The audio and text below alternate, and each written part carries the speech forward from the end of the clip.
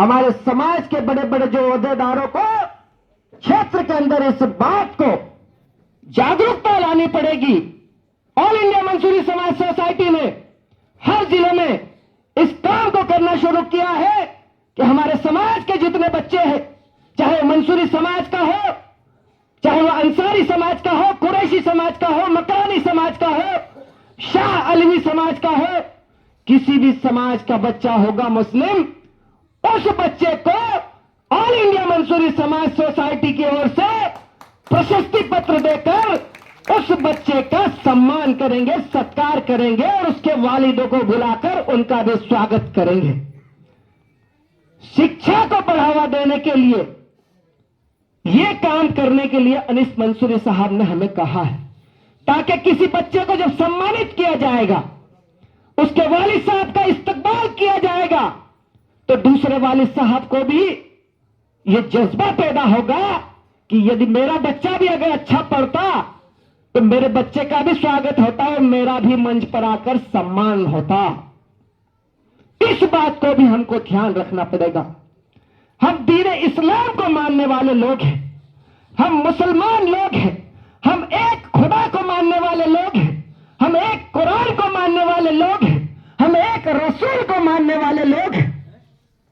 दीन इस्लाम में हमारे आका जनाब अहमद मुस्तफा मोहम्मद मुस्तफा सल्लल्लाहु तआला अलैहि वसल्लम ने इरशाद फरमाया है हदीस शरीफ में, तलबुल इल्म फरीदतुन अला कुल्ली मुस्लिमिन व मुस्लिमा। इल्म का तलब करना, इल्म का सीखना हर मर्द और औरत पर फर्ज है। तो अब इस फर्ज को हम अदा क्यों नहीं कर रहे? ज़कात देना हम पर फर्ज, हम अदा करते हैं। हज पढ़ना हम पर फर्ज, हम अदा करते हैं। नमाज पढ़ना हम पर फर्ज, हम अदा करते हैं। मगर इल्म को हासिल करना भी हम पर फर्ज है। इस फर्ज को भी हम सभी हजरात को अदा करना चाहिए।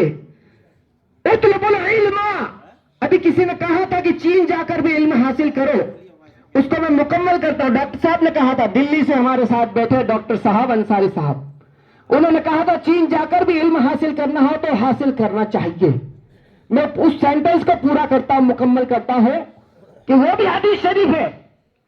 उतलबुल इल्म लौ कान बिस्सीन, इल्म सीखने के लिए अगर मुल्क चीन भी जाना पड़े तो जाओ और इल्म सीखकर अपने मुल्क, अपने वतन हिंदुस्तान में वापस आओ और यहां पर जो हमारे भाई, हमारे बहन, हमारे बेटियां, हमारे बेटे हैं, उन तक उस इल्म को पहुंचाओ।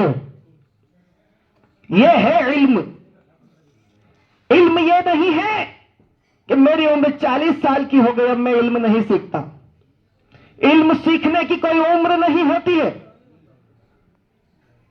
इल्म सीखना हो तो बच्चा भी सीख सकता है, जवान भी सीख सकता है और बूढ़ा भी सीख सकता है। उतलबुल इल्म इलल महदी इलल लहद, इल्म सीखो मां के शिकम से कब्र की गोद तक। उम्र सीखने की कोई अब सीमा नहीं रही। मां के शिकम से लेकर कब्र की गोद तक हम इल्म सीख सकते हैं। इसके लिए तालीम, तंजीम और तिजारत पर यहां पर बात हो रही थी।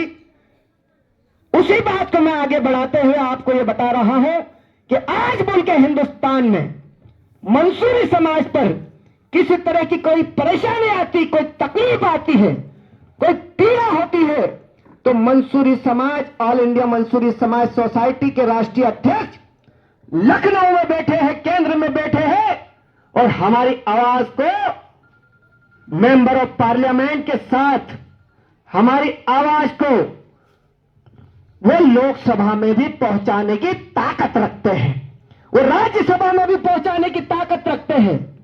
ऐसा संगठन है ये। और मध्य प्रदेश के विधानसभा में अगर हमारी बात पहुंचानी हो तो हमारे बीच में अभी बहुत जल्द हमारे राष्ट्रीय उपाध्यक्ष आली जनाब एहसान मंसूरी साहब आ रहे हैं। वो भी भोपाल प्राधिकरण के उपाध्यक्ष थे और राज्य मंत्री दर्जा प्राप्त था।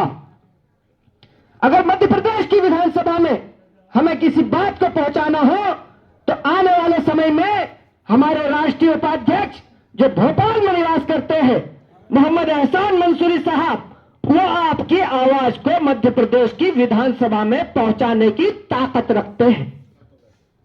आज अगर राष्ट्रपति से हमें भेंट करना हो, राष्ट्रपति महोदया से भेंट करना हो, राज्यपाल महोदय से भेंट करना हो, तो ये सारे काम भी ऑल इंडिया मंसूरी समाज सोसाइटी के हमारे अहदेदारान जितने हैं।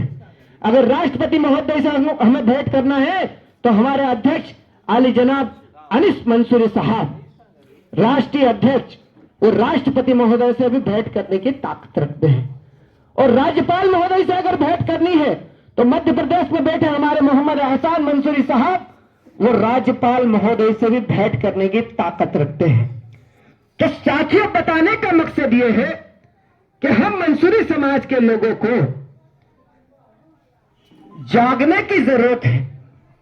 मैं ये नहीं कह रहा हूं कि हमारे समाज के लोग सोए हैं, हमारे समाज के लोग बेदार हैं, उनमें अवेयरनेस है, उनमें जागरूकता है, मगर हमें संगठनात्मक रूप से एक होने की जरूरत है। अनेक टुकड़ों में बट कर कभी दुनिया में कोई कामयाब नहीं हो पाया है। एक साथ रहोगे तो कामयाब होने की दलील बन जाएगी। एक साथ रहोगे तो किसी भी बड़ी समस्याओं का समाधान करने की ताकत बन जाएगी। एक साथ रहोगे तो बड़े बड़े काम कर सकते हैं। एक साथ